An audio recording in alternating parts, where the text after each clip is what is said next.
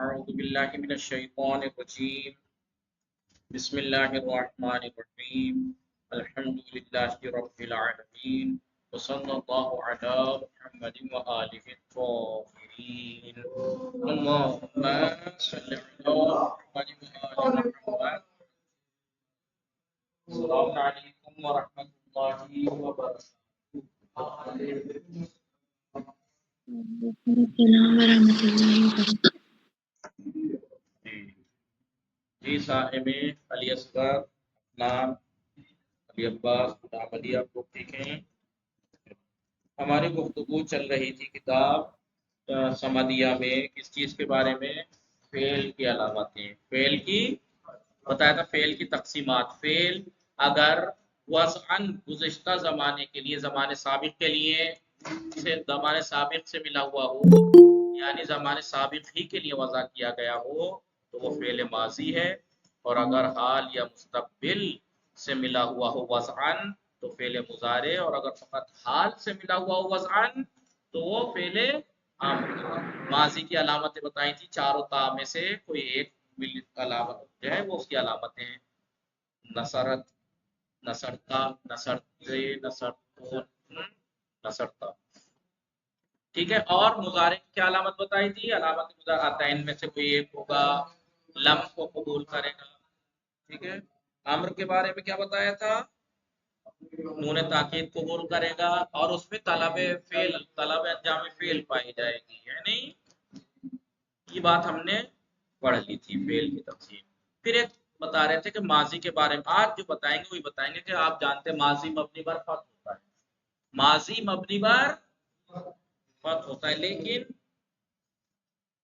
انہوں نے یہ کہا کہ مبنی پر فتح ہوتا ہے لیکن اگر اس کے آخر میں الف ہو، جیسے رما، جیسے تحسین میں رما، جی آپ رما یرمی دیکھا ہے آپ نے؟ بھول گئے؟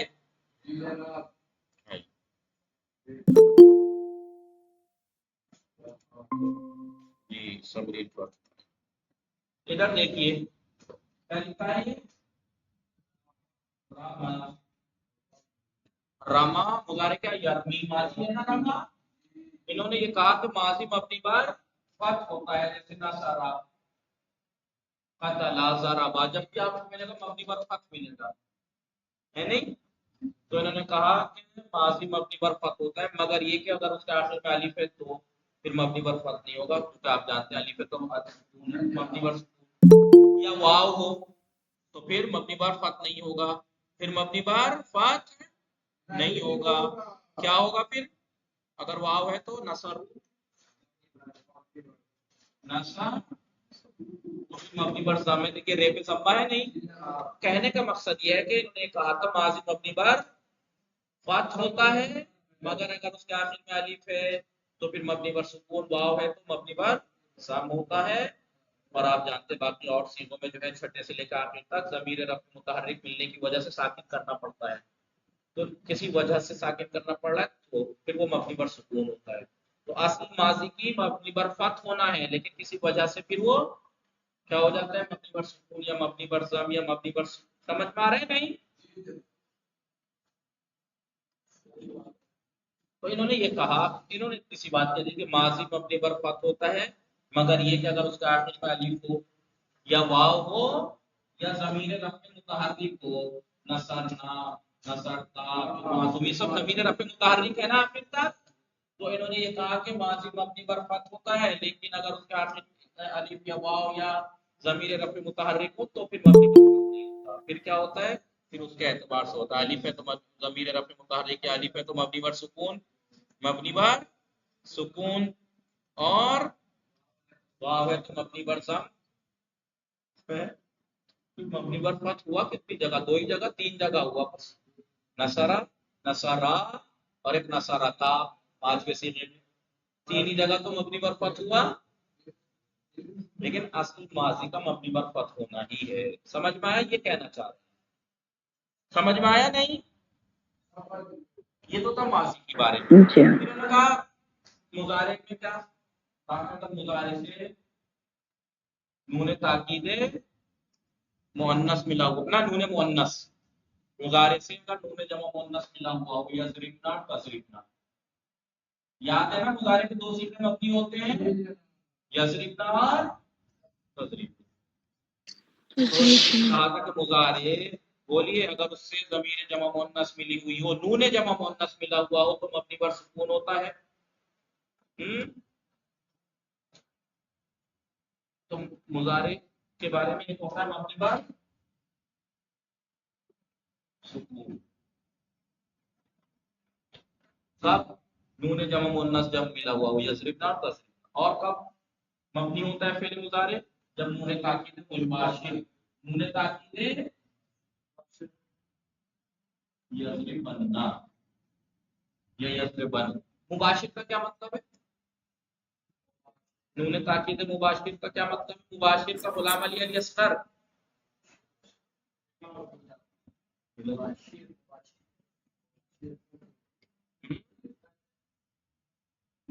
ٹھیک ہے.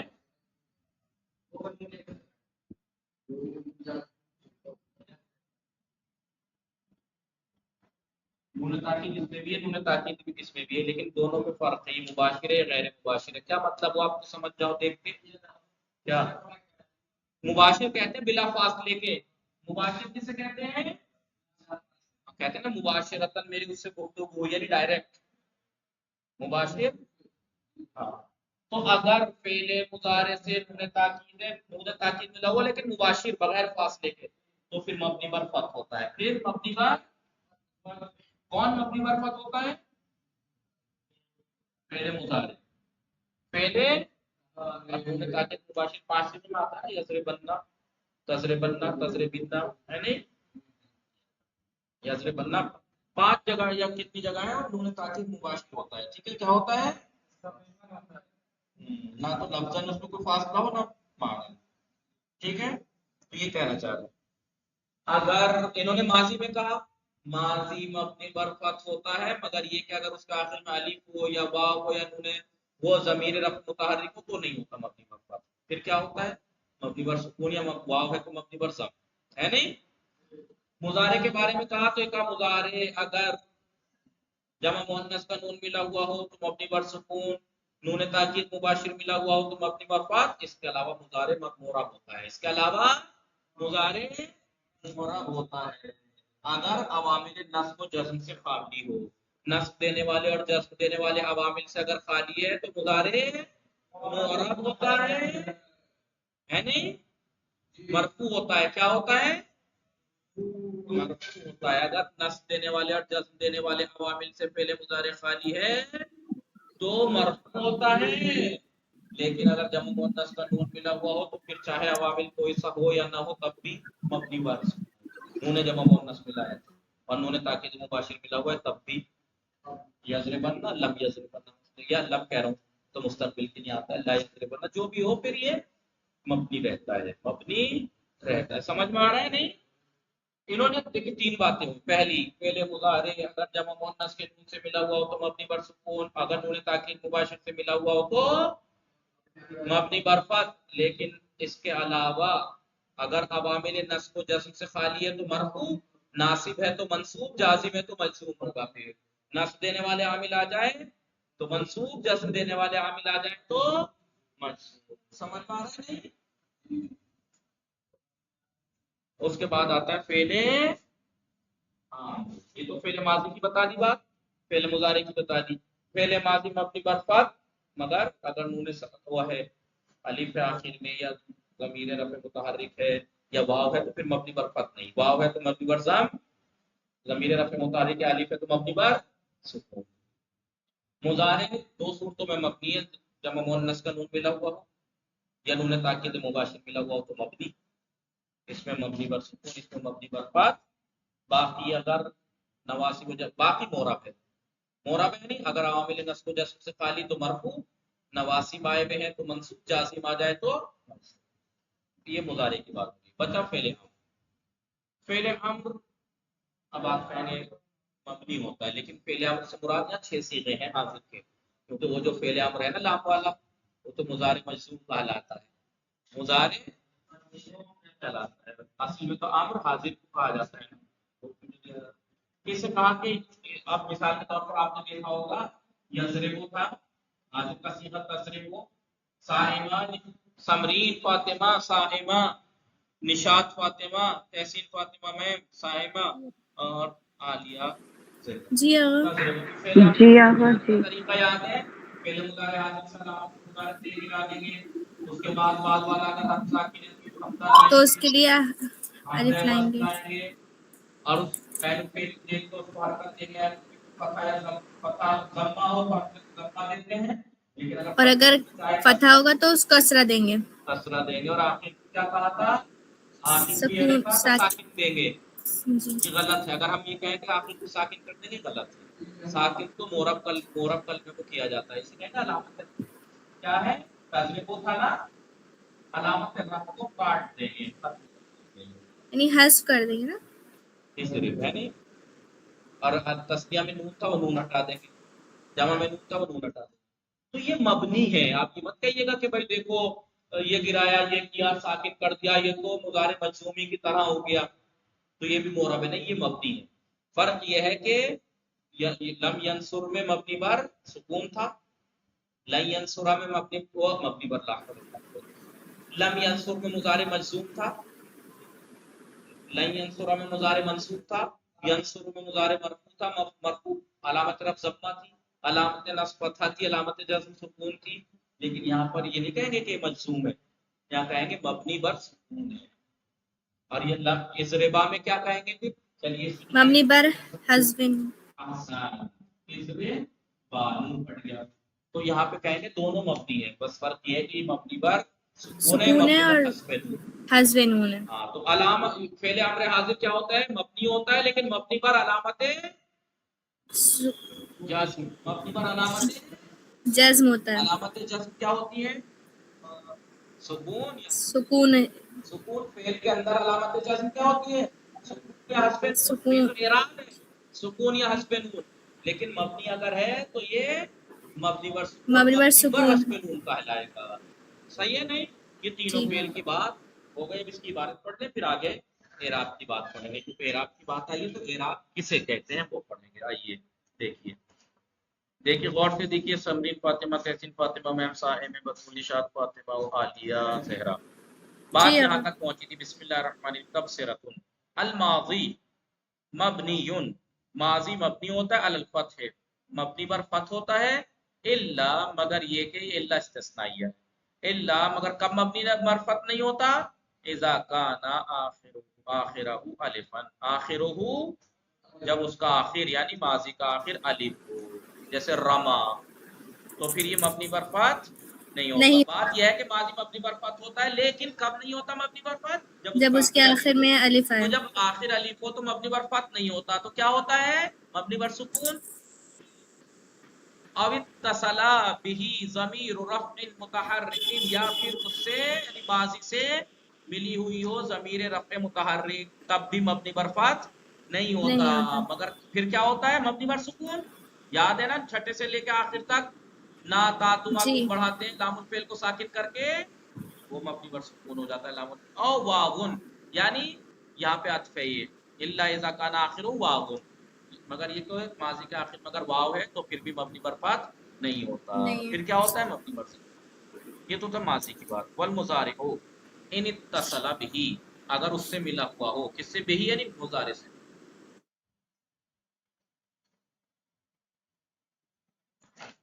کیا ملا ہوا ہو والمضارع ان اتصل به اگر اس سے ملا ہوا ہو یعنی مضارع سے به کی ضمیر مضارع کی طرف پلٹ رہے اگر اس سے ملا ہوا ہو نون و اناسن مؤنث کا نون کا یضربنا جیسے یضربنا تو کیا ہوگا بنیا یا بنا علی السکون تو مبنی ہوگا بنا رکھی جائے گی سکون پر یعنی مبنی پر سکون ہوگا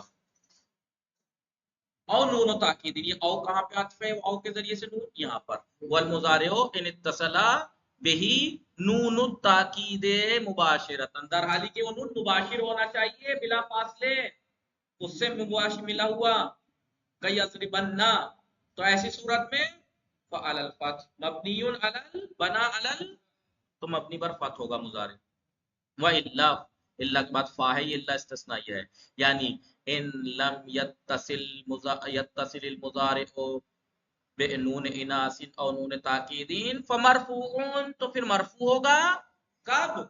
इन तजर्रदा अन नासिबिन व जाजिबिन, अगर वो नासिब व जाजिब से खाली हो।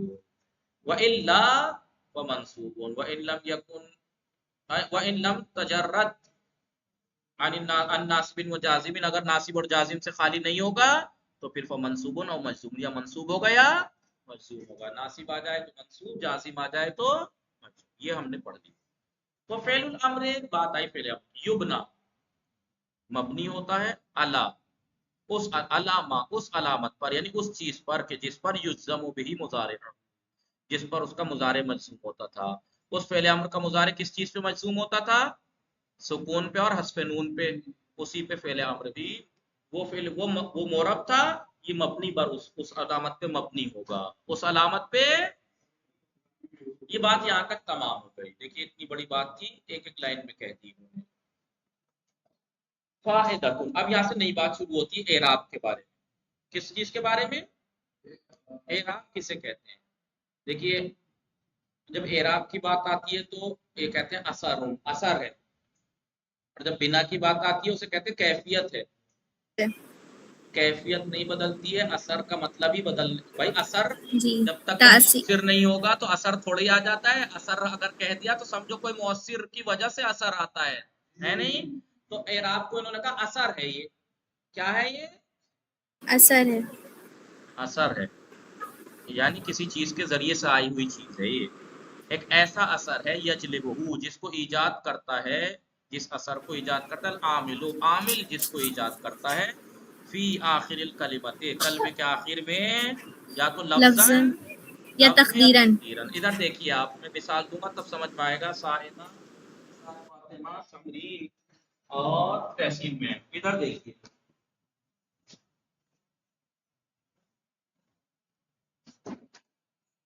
मैंने लिखा सईदुन, अभी कुछ नहीं लिखा मैंने, सिर्फ सईद है, सिर्फ सईद।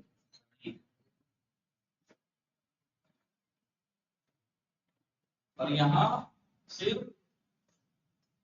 मूसा। गौर से देखिएगा, साहिब में, इशाक तौते में, तहसीन में, मैंने यहाँ पे कहा जी आगा। तो इस आमिल को फाइल चाहिए था, इसलिए इसको ये हो गया सईदुन। जी मैंने कहा राइतु, जो इसे फेल फाइल है, राफिद को फाइल, इसे मफूल चाहिए था, मफूल मंसूब होता है, हो गया सईदन। समीअतुन मसलन मिन, सईदन मिन हरफ जर है जी, इसलिए मजरूर कर दिया है उसने। मिन जार जिस पे दाखिल होगा उसे कर देता है मजरूर, फिर सईद। आपको क्या फर्क दिखा है इसमें? आपको दिख रहा होगा या सईद है या सईदा है। इसे कहते हैं एराब, इसे कहते हैं, ये असर है। इसकी तारीफ आप गौर से सुनिए। एराब एक ऐसा असर है जिसको आमिल कलमे के आखिर में इजाद करता है। इस आमिल ने इस कलमे के आखिर में क्या इजाद किया? रफ एराब इजाद रफ किया, को रफ को इजाद कर इजाद दिया। किया। राय तो फेलो फाइल है, इस आमिल को मफूल की जरूरत थी, इसको नस्ब इजाद किया, नस्ब कलमे के इजाद कर आखिर दिया। में। इस मिन ने कलमे के आखिर में जर को इजाद किया, यानी वजूद में लाया। तो एराब एक ऐसा असर है जिसको आमिल कलमे के आखिर में इजाद करता है, वजूद में लाता है। नहवे मुकद्दमाती में इसी बात को कैसे कहा था? जब अरबी कलिमात को आपस में तरकीब देते हैं तो एक दूसरे पे असर डालता है, एक जो असर डाले वो आमिल, जिस पे असर जो डाले असर वो सईद कबूल करे वो मामूल है, मामूल। और जो असर डाल रहा है, अमल कर रहा है, उस अमल को एराब कहते हैं। एराब कहते उस असर को हैं। एराब कहते हैं। मोरब कलमे के आखिर में जो चीज आमिल जिसको इजाद करती है, वजूद में लाती है, उस असर को एराब एराब कहते हैं। कहते हैं। अब उस असर को जो इजाद करता है आमिल, वो वो असर दो या तो तरीके लफ्जन होगा या तकदीरन होगा। नसरा मूसा, नसरा मूसा रायतु मूसा, मूसा समिअतु मिन मूसा। मूसा। मरफू, मंसूब, मजरूर, ये भी منصوب مجرور ہے، لیکن اس کا ایک لیکن مقدر ہے یہ اثر کہاں تقدیر ہے؟ پوشیدہ تقدیر ہے۔ پوشیدہ وہ ہے۔ اثر جو یہاں پر اس عامل کی وجہ سے ایجاد ہوا تھا وہاں لفظ میں دکھ رہا ہے، یعنی لفظاً اعراب لفظی ہے، اور یہ کیا ہے؟ اعراب تقدیری ہے۔ وہ نحوی تقدیری ہے۔ مقدمات میں پڑھیں گے، ایک اعراب ہوتا ہے محلی۔ جی عامل تو دیکھیے اس کے، دیکھیے عامل اس کے شروع میں بھی ہے، عامل اس کے شروع میں بھی ہے، اور عامل اس کے شروع میں بھی ہے۔ دیکھیے نصرہ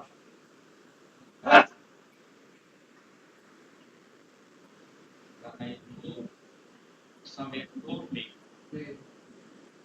سمجھ میں آ رہا ہے؟ جی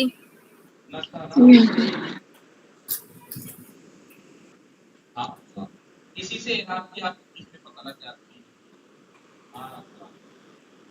رائے تو سمیت تو بھی ہاضا نصرہ ہاضا، نصرہ اس نے مدد کی، رائے تو ہاضا میں نے اس کو دیکھا، سمیت تو من ہاضا میں نے اس سے میں نے اس سے سنا۔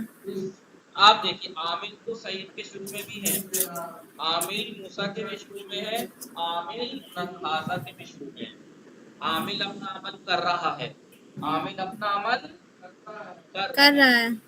کیونکہ لیکن فرق یہ ہے کہ عامل جس اثر کو کلمے کے آخر میں ایجاد کرتا ہے لفظاً اور تقدیراً اسے اعراب کہتے ہیں۔ تو سعید کے بس یہ ہے کہ سعید میں اعراب لفظاً ہے۔ جو ہے وہ دکھ رہا ہے آپ کو نگاہوں سے، سنائی بھی دے رہا ہے سعیدن سعیدن سعیدی، لیکن موسیٰ میں نہ دکھ رہا ہے نہ سنائی دے رہا ہے، لیکن ہے اس کے اندر۔ اس میں جو سعید میں ضمہ ہے علامت رفع، موسیٰ میں بھی علامت رفع ضمہ ہے۔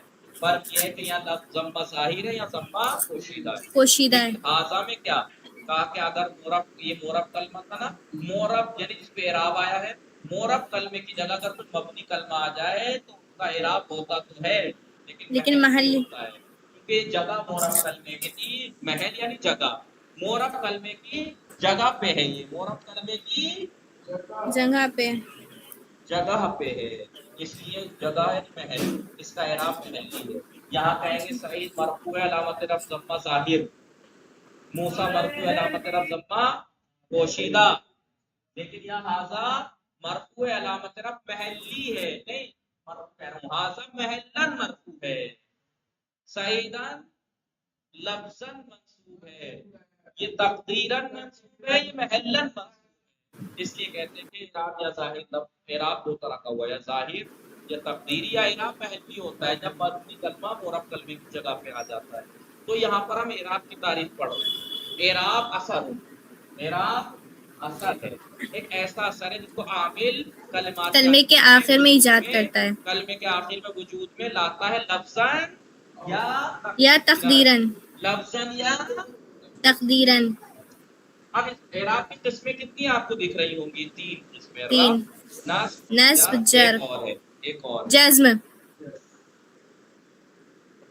رفع، نصب، جر اور جزم۔ رفع کیا ہے؟ رفع اسم میں بھی ہوتا ہے، فعل میں بھی ہوتا ہے۔ اسم میں ہے، ینصر میں رفع فعل میں ہے۔ نصب اسم میں بھی ہوتا ہے، فعل میں بھی ہوتا ہے۔ اسم میں سعیدن، فعل میں لن ینصرا، علامت نصب تھا۔ لیکن جر اسم میں ہوتا ہے، فعل میں نہیں ہوتا، اور جزم فعل، جی اگر ہم اس کو دیکھیں تو پتہ لگا کہ فعل کے تین اعراب، رفع، نصب، جزم، اسم کے تین اعراب، رفع، رفع، نصب، نصب، جر۔ جر۔ سمجھ میں آیا نہیں؟